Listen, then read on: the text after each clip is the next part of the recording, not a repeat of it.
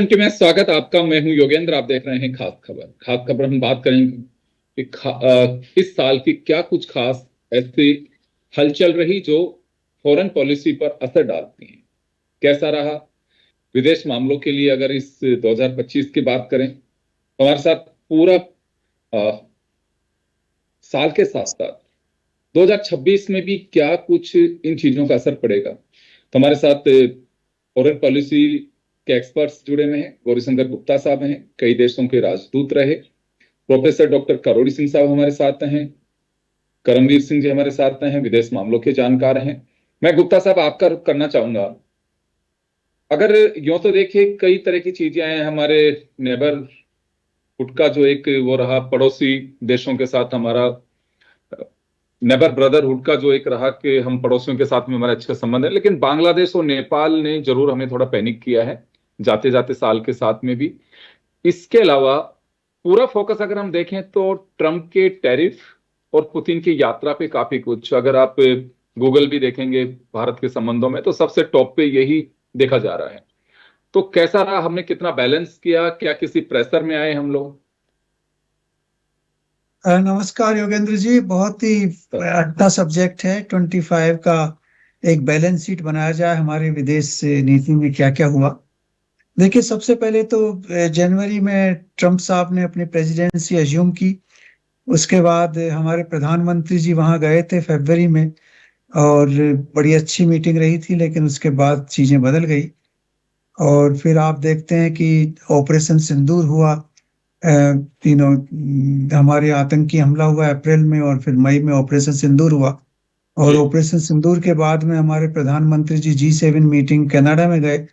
Canada में बहुत अच्छा उनका वो रहा, लेकिन वो ट्रम्प साहब से मिल नहीं सके उस समय।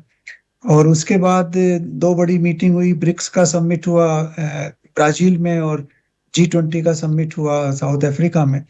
और अभी प्रधानमंत्री जी ने तीन बड़े देशों का दौरा किया, उसमें जॉर्डन, इथोपिया और ओमान शामिल हैं। और कई राष्ट्राध्यक्ष भारत में मिलने आए। अब इनमें जो अगर तीन चीजें मैं समझता हूँ जो हमारे संबंधों में बहुत महत्वपूर्ण रही हैं इस साल में। पहला तो हमारी और अमेरिका के बीच में थोड़ा सा तनाव तो नहीं, लेकिन थोड़ी संबंधों में कटुता जरूर आई। क्योंकि ऑपरेशन सिंदूर के बाद मेरे को लगता है कि प्रेसिडेंट ट्रम्प चाह रहे थे कि उनकी मध्यस्थता स्वीकार की जाए, और उनको भारत और पाकिस्तान दोनों मिलके नोबेल प्राइज के लिए नॉमिनेट करें। ऐसा ऑब्वियसली हमारे प्रधानमंत्री जी ऐसा कर नहीं सकते थे, क्योंकि उनका कोई इंटरवेंशन भी नहीं था वार के अंदर। लेकिन उसके बावजूद ट्रम्प साहब थोड़े नाराज हो गए। उन्होंने पाकिस्तानी उस समय जो जनरल थे आसिम मुनीर, उनको अपने ट्रम्प उसमें प्रेसिडेंस हाउस में बुलाया, उनको डिनर विनर दिया, लंच वंच दिया। और पाकिस्तान के साथ उन्होंने संबंध सुधारना शुरू कर दिए, और कई तरह की भारत विरोधी गतिविधियां इनडायरेक्ट रूप से होना शुरू हो गई। तो एक तो ये हुआ। फिर उन्होंने 50% टैरिफ लगा दिया हमारे ऊपर, जबकि और देशों के ऊपर कोई सप्लीमेंट्री टैरिफ नहीं था। हमारे सप्लीमेंट्री टैरिफ 25% लगा के कि आप रसिया से इंपोर्ट नहीं करें। एक तरह से हम लोगों को ब्लैकमेल करने की कोशिश की, लेकिन ऐसा हो नहीं पाया। तो एक तो ये बहुत बड़ा इंपॉर्टेंट घटना है। उसके बाद अपना ट्रेड पॉलिसी के नेगोशिएशन चल रहे हैं। ट्रेड डील हो जाए, कब होगा, कैसा होगा। इस बीच में हमारा ट्रेड डील यूके के साथ हुआ, फ्री ट्रेड डील हो गया, साइन हो गया, सब ठीक हो गया। और यूरोपियन यूनियन के साथ ट्रेड डील अंडर नेगोशिएशन है, जल्दी फाइनल हो जाएगा। दूसरी चीज ये हुई कि आप देखें नेपाल के अंदर वो जैन जी का रिवॉल्यूशन हुआ, और वहाँ के जो प्रधानमंत्री थे उनको अपदस्थ किया गया, उनको जाना पड़ा। और वहाँ पे नई प्रधानमंत्री टेम्परेरी रूप से बनी, और वो अब इलेक्शन वहाँ पे 26 में होंगे, फरवरी मार्च में। तो वो दूसरी बड़ी इवेंट हुई। लेकिन वो इवेंट हमारे लिए इतनी अप्रत्याशित नहीं थी। ऐसा लग रहा था कि वहाँ कुछ ना कुछ होगा। लेकिन सबसे ज्यादा अप्रत्याशित इवेंट हुई बांग्लादेश में, जहाँ पे अगस्त 24 में शेख हसीना जी को हटा दिया गया था। और ये कि उनकी जो छात्र संगठन है उन्होंने पूरी तरह से वहां पे कब्जा किया। और आप जानते हैं जो वहां पे अंतरिम सरकार बनी, उसका रवैया बड़ा भारत विरोधी रहा। उन्होंने उन सब लोगों को जेल से रिहा कर दिया जो क्रिमिनल बैकग्राउंड के थे, जो जिहादी एलिमेंट्स थे, जमात इस्लामी को प्रोत्साहन दिया। और धीरे धीरे भारत विरोधी गतिविधियां बांग्लादेश में बढ़ती गई। और बांग्लादेश जो है वो पाकिस्तान के भी क्लोज आता रहा, वो वीजा के रेस्ट्रिक्शन चाइना के हटाए उनकी। नहीं, पाकिस्तान के पहले। और पाकिस्तान के विजिट भी हुए, उनकी आर्मी वहां पे विजिट करने गई, आईएसआई के कई विजिट हुए। पाकिस्तानी जो फंडामेंटलिस्ट ऑर्गेनाइजेशंस हैं उनके लोग भी वहां गए। सुना है वहां उन्होंने अपने कुछ प्रचार प्रसार भी चालू कर दिया है। तो ये जो चीजें बनी, जो एंटी इंडिया चीजें तैयार हुई बांग्लादेश में, उसका नतीजा ये हुआ कि अभी बांग्लादेश में भारत विरोधी गतिविधियां बहुत तेजी से बढ़ रही हैं। बिल्कुल और भारत के बिल्कुल अगेंस्ट में सेंटीमेंट्स काफी स्ट्रोंग बनाए जा रहे हैं। और उसका कारण यह है कि आने वाले इलेक्शन जो होगा उसके अंदर वो चाहते हैं कि भारत विरोधी सरकार वहां बने, जो फंडामेंटलिस्ट की सरकार बने, और वो भारत को हमेशा परेशान करते रहे और पाकिस्तान के साथ उनके संबंध बड़े कोऑर्डिनेटेड रहे। ऐसा कुछ मेरे को नजर आ रहा है। और बिल्कुल, आप एक सही कह रहे हैं। और चौथी चीज मैं बोलना चाहूंगा, जी वो है पुतिन साहब का विजिट।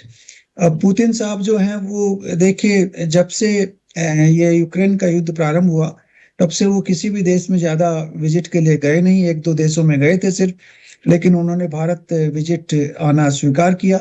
एक बहुत बड़ी चीज है, कई तरह की आंतरिक समस्याओं के बावजूद। और वो विजिट बहुत सक्सेसफुल भी रहा। हमारे कई एग्रीमेंट, 16 एग्रीमेंट उस विजिट में साइन हुए। और मेरे को ऐसा पूरा आभास है कि कुछ एग्रीमेंट्स जो हैं वो पब्लिक नहीं किए गए, लेकिन हमारे डिफेंस सेक्टर में एक ज्यादा प्रगाढ़ता आने की बात जरूर हुई है। तो ये बिल्कुल, और जो वो एक इवेंट्स तरह हैं से, वो ज्यादा मेजर इवेंट्स रही इस साल में। जी बिल्कुल, एक मील का पत्थर भी साबित होगा। लेकिन ये बात ठीक कह रहे हैं यहाँ पे कि बांग्लादेश जो है 2025 में 24 से जो सिलसिला शुरू हुआ उसका असर 25 में भी देखा गया, और आने वाला जो वक्त होगा 26 का, उसमें भी वहां तल्खी देखी जा सकती है। क्योंकि वहां जो एलिमेंट्स आंदोलन की आग में कूद पड़े हैं वो किसी दूसरे के रिमोट से चल रहे हैं। और उसकी वजह ये की है कि जैसे पिछले दिनों में हमारी बात हुई थी, भारत के लिए सजग होने की बहुत ज्यादा जरूरत होगी। क्योंकि वेस्टर्न साइड से अगर हम देखें भारत के, तो वहां से घुसपैठ में काफी कमी हुई है। ये चाहते हैं कि घुसपैठियों को भी वाया बांग्लादेश और हमारे 7 सिस्टर्स का स्टेट्स हैं उनके माध्यम से घुसपैठ कराई जाए। तो यहाँ जरूर, क्योंकि हाजी की सॉरी जो अभी हादी की मौत हुई है, वहां छात्र नेता रहे, उनकी मौत के मामले में भी बेवजह की टिप्पणियां कि भारत में हमारे ये हत्यारे घुसे हुए हैं, बीएसएफ उनको कोऑपरेट कर रहा है, ये तमाम चीजें बीएसएफ ने अपना वक्तव्य भी उसमें जारी किया है।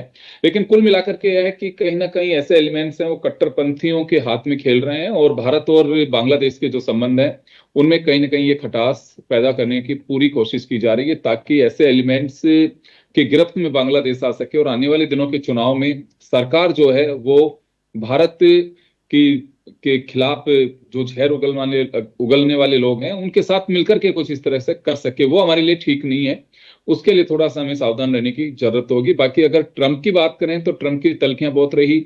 उन्होंने टैरिफ पे टैरिफ लगाया, लेकिन भारत की इकोनॉमी पे भी कोई ज्यादा असर पड़ा नहीं है। तो चले, मैं करोड़ी सिंह जी का रुख करना चाहूंगा। सर, आपके नजरिए से अगर हम देखें तो कुछ ऐसे बिंदु हैं जिनको लेकर के हमें चर्चा करनी चाहिए। नेबरहुड की बात की गई, और उसके अलावा जिन युद्धों को, चाहे वो इजराइल और फिलिस्तीन के बीच चल रहा हो या फिर यूक्रेन और रसिया के बीच में चल रहा हो, इनका कुछ विश्व बिरादरी के साथ साथ भारत पे भी कुछ असर देखा जाएगा।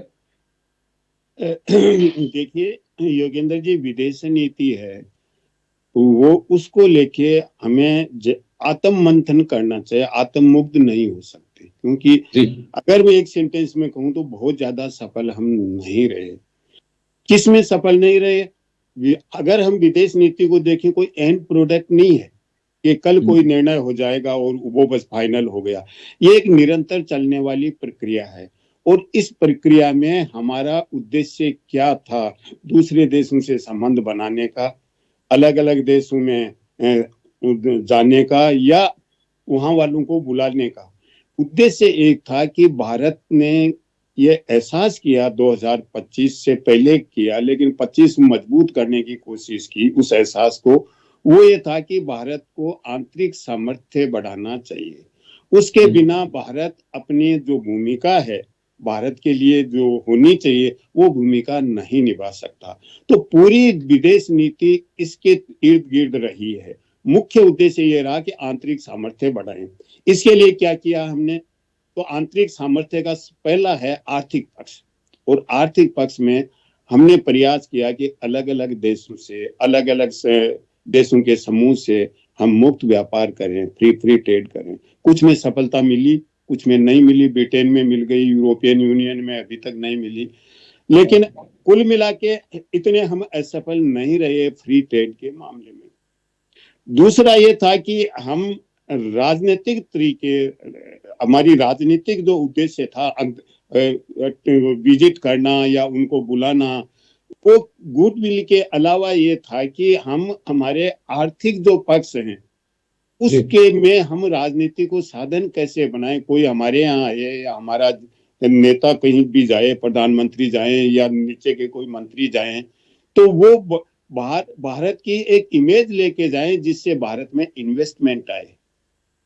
तीसरा एक सॉफ्ट पावर जिसको हम कई बार बातचीत करते हैं, वो ये रहा कि हम भारतीय जो विशेष रूप से बाहर रहते हैं उनको एक अलग तरीके का अश्योरेंस दे जिससे वो इंडिया में अधिक से अधिक इन्वेस्टमेंट करें। इसमें हमें बहुत ज्यादा सफलता नहीं मिली। उल्टा ये हुआ कि बहुत से जो रिच इंडियंस हैं वो इंडिया को छोड़ के दूसरे देशों की नागरिकता लेने, 24-25 की तुलना करें तो 25 में ज्यादा हुए हैं। तो हमें कुछ मामलों में सफलता मिली। डिजिटलाइजेशन में हमने काफी कोशिश की, काफी सफलता मिली। दूसरे देशों ने भी यूपीआई वगैरह को यूज करना शुरू किया है। तो इंडिया ने अपनी प्रतिष्ठा तो बढ़ाई है और आंतरिक सामर्थ्य कुछ सीमा तक गेन किया, लेकिन हमारी जो मुख्य पॉलिसी थी मेक इन इंडिया और इंडिया को एक्सपोर्ट करना, उसमें हमें ज्यादा सफलता नहीं मिली। इवन मैं ये कहूंगा आत्मनिर्भर भारत है, उसमें भी हमें बहुत ज्यादा सफलता नहीं मिली।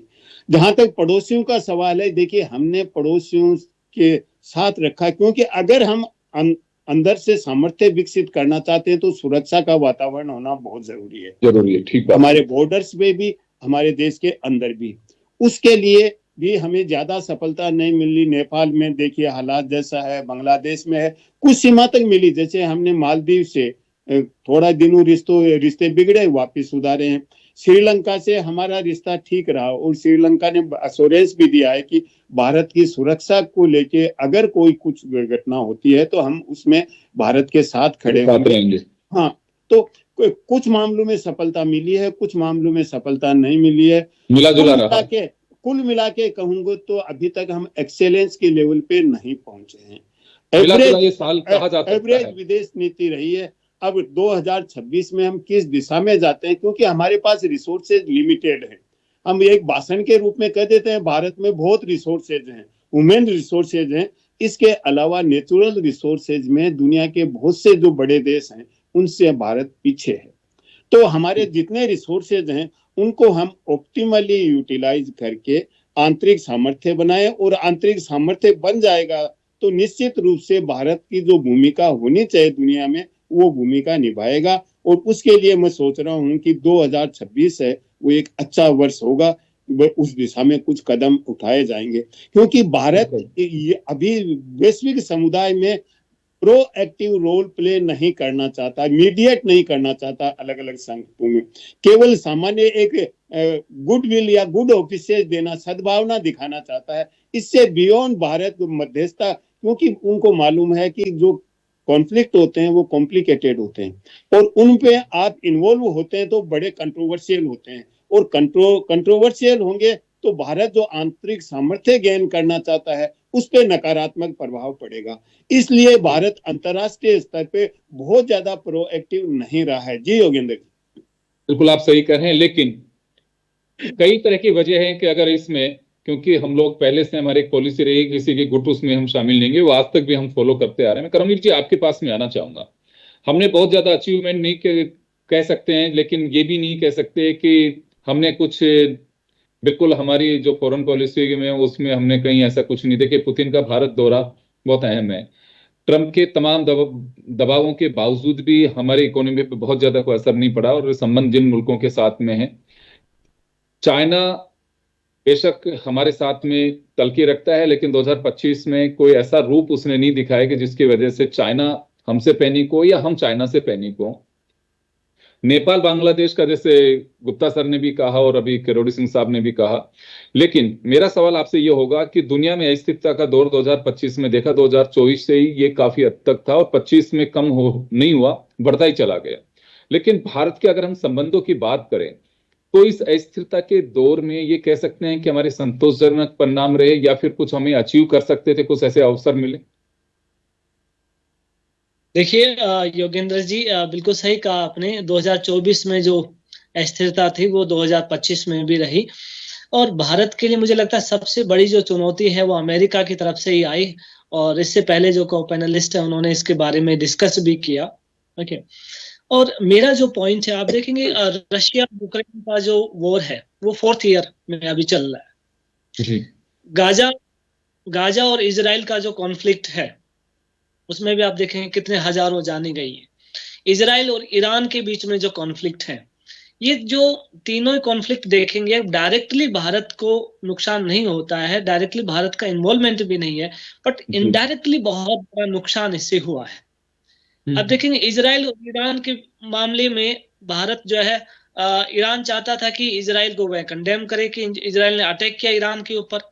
इंडिया ने ऐसा कुछ भी नहीं किया उस समय। सो ईरान के साथ भी थोड़ा जो है हमारे इतने गहरे संबंध थे, उसमें थोड़ा कम, चाबहार को लेकर के आप देखेंगे कई डिसीजन जो है हुए।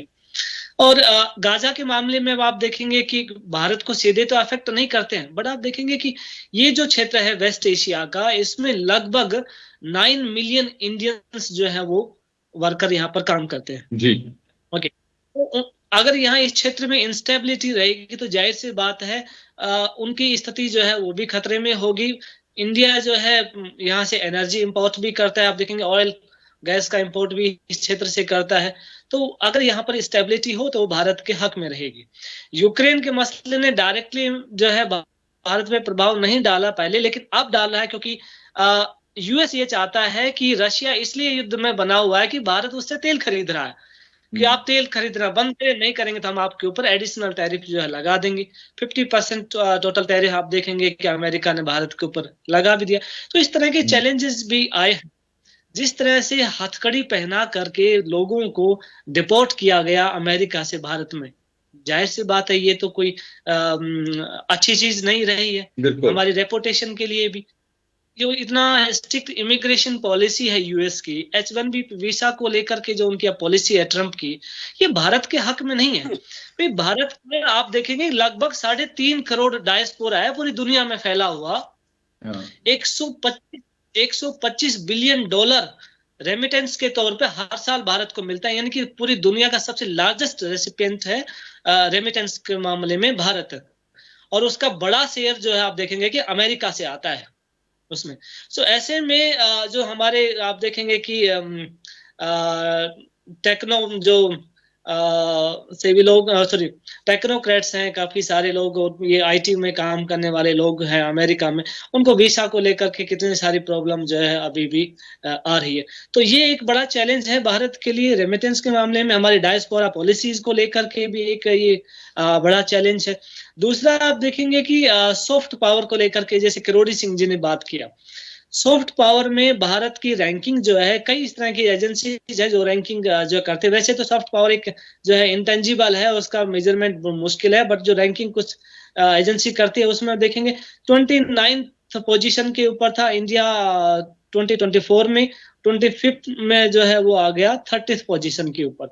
2022 में पार्लियामेंट की एक कमेटी बनी थी सॉफ्ट पावर को लेकर, क्योंकि सॉफ्ट पावर बड़ा इस समय जो है मसला है कि भाई बिना कोई हथियारों का इस्तेमाल किए, बिना कोई किसी को लालच दिए, बिना इकोनॉमिक पावर के, बिना मिलिट्री पावर के, बिना कैसे अपनी बात मनवा सकते हैं, कैसे अपने ऑब्जेक्टिव जो है उनको अचीव कर सकते हैं इस मामले में। सो पार्लियामेंट की जो कमेटी की रिपोर्ट 2022 की है, उसमें भी उन्होंने कहा कि ICCR का जो स्ट्रक्चर है उसमें चेंज करेंगे, फंड बनाने की जरूरत है। कई और इस तरह की इनिशिएटिव उन्होंने रिकमेंड किए, उनके ऊपर कोई बड़ा जो है एक्शन नहीं देखने को मिला। एक छोटा सा एग्जांपल मैं आपको बताऊंगा, मैंने यहाँ जी नाम नहीं लेना चाहूंगा। एक इसके बाहर भारत के एक राजदूत हैं, उनके साथ मेरी जो है कोई रिसर्च के मामले में उनसे बातचीत कर रहा था, तो उन्होंने कहा कि भाई सॉफ्ट पावर कैसे बढ़ाएं, आप बताइए। हमें मिलते थे 51 लाख, उस पर्टिकुलर एक छोटा सा देश उनके राजदूत 51 लाख रुपए मिलते थे। अब हम उस पर्पज से अब हमें मिलता है 6 लाख रुपए। अब 6 लाख में एक यूनिवर्सिटी में जहाँ इंडिया स्टडी सेंटर खुला है, वो हमसे मांग रहे हैं कि भाई म्यूजिकल इंस्ट्रूमेंट, हारमोनिया, ढोलक वगैरह ये सब अपनी पॉकेट मनी से बोलो मैंने उनको ये सब ला करके दिया। कैसे सॉफ्ट पावर बढ़ाएं? आपको उसके लिए आपको रिसोर्सेज बढ़ाने पड़ेंगे ना, फंड बनाना पड़ेगा, आईसीसीआर के स्ट्रक्चर में भी चेंज करना पड़ेगा, क्योंकि हर कंट्री अब इसके ऊपर जोर दे रहा है। पूरी दुनिया में सॉफ्ट पावर के मामले में अमेरिका नंबर 1 पोजीशन पे है, लेकिन सेकंड नंबर पे चाइना है, जो कि जापान को भी उन्होंने 2025 में पीछे छोड़ दिया है। सो मुझे लगता है इसके ऊपर भी हमें और फोकस करने की जरूरत है। तीसरा पॉइंट मैं इसी को लेकर के, आप देखिए एंटी इंडिया सेंटीमेंट बांग्लादेश में आज कोई नए नहीं है कि 2024 से आगे, पहले से है। आपको याद है 2011 में मनमोहन सिंह जी ने स्टेटमेंट दिया था, कहा था कि भाई जो चौथाई आबादी है बांग्लादेश की वो भारत विरोधी है, क्योंकि वो जमात इस्लामी के समर्थक है। और अब ये सेंटीमेंट मुझे लगता है वो चौथाई से पूरा जो है अब 80% से भी अबव चला गया होगा।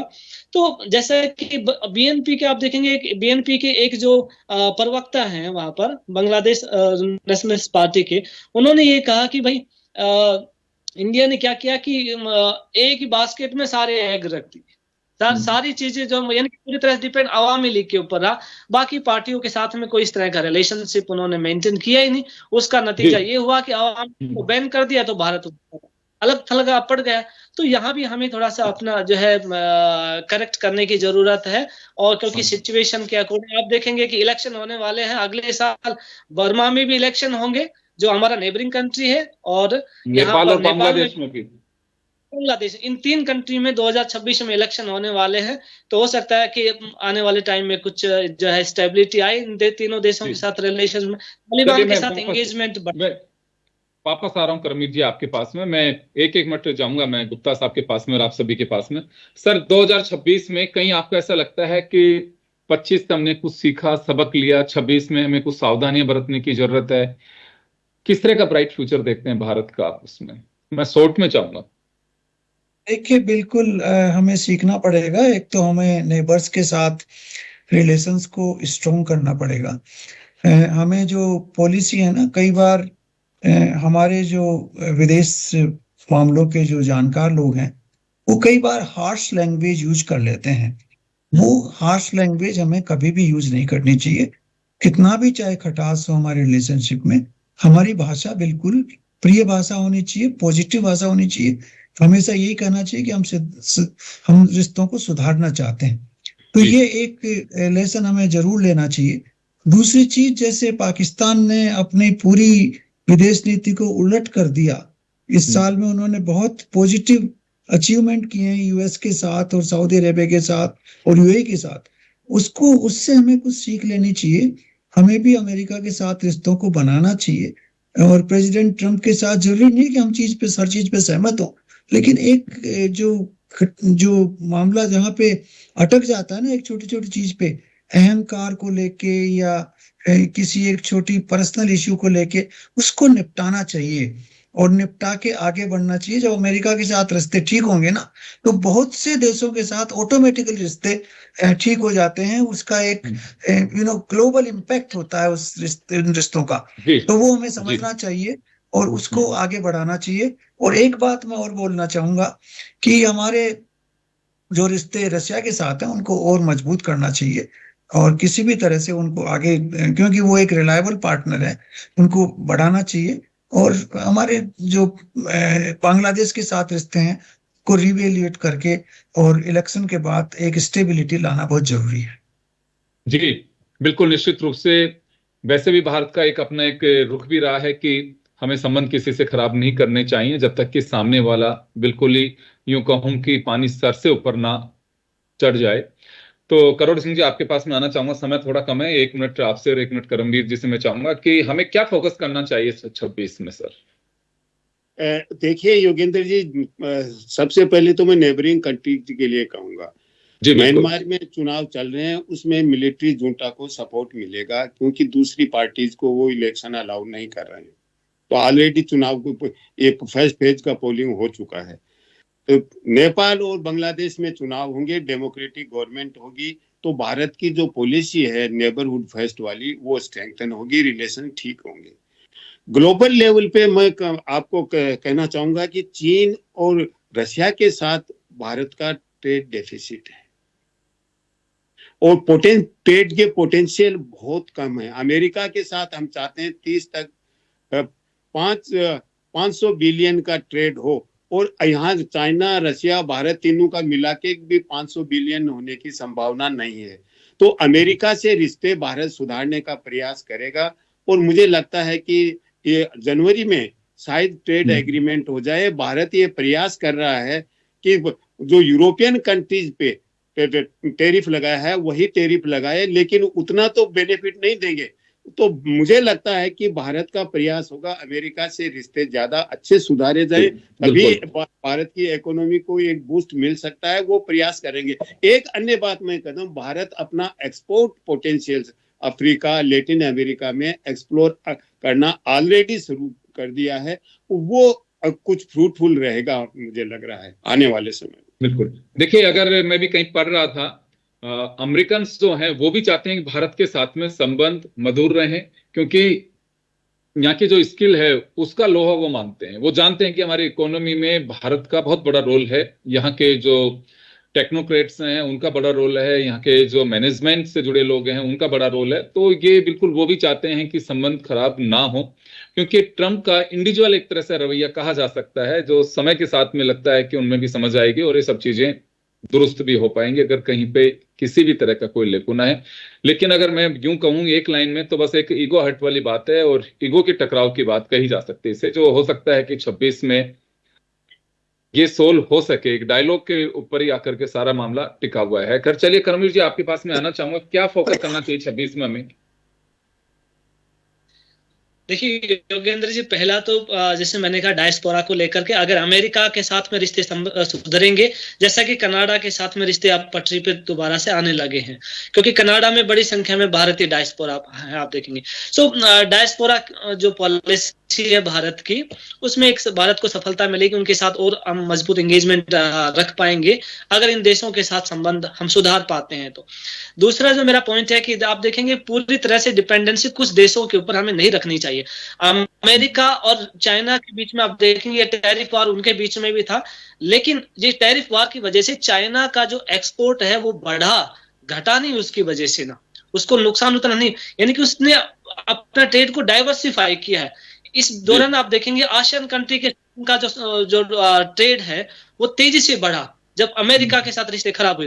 तो ऐसे में हमें भी मुझे लगता है कि हमारे पड़ोसी, क्योंकि आसियान जो है हमारा पड़ोस में ही है, भारत का लगभग 55% जो है टोटल ट्रेड का इसी इंडो पैसिफिक एरिया से ना गुजरता है।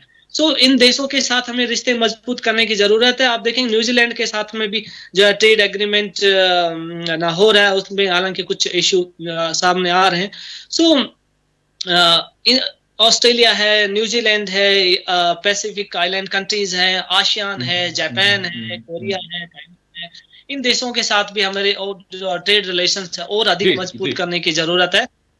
हमें कभी नुकसान, अमेरिका के साथ कभी इस तरह की सिचुएशन सामना करना पड़े तो इधर हम फोकस कर सके। बिल्कुल आप सही कह रहे हैं, क्योंकि पिछले दिनों की अगर हम बात करें तो हमारे फॉरेन पॉलिसी को जो लोग समझते हैं फोकस भी किया है छोटे छोटे से मुल्कों के साथ में संबंध। मोदी के दौरे भी यही बात इंगित करते हैं कि हम उस ट्रैक पे शायद शुरू हो चुके हैं, क्योंकि एक के भरोसे हम रह नहीं सकते। और एक मजबूत नींव भी कह सकते हैं इसको अगर आप ये रखते हैं तो सामने वाले के भी समझ में तभी आएगा कि वो कि हमारे भरोसे नहीं है, तो ऐसे में क्यों संबंध किसी के साथ खराब किए जाए। खैर चलिए, उम्मीद की जानी चाहिए कि 2025 से कुछ हमने सीखा, 26 में हमारे और बेहतर रिश्ते रहेंगे, लेकिन नेबरहुड पे हमें विशेष फोकस करने की जरूरत है। बहुत बहुत शुक्रिया आप सभी का, और हमारे इस विशेष पेशकश में इतना ही। दीजिए इजाजत, नमस्कार।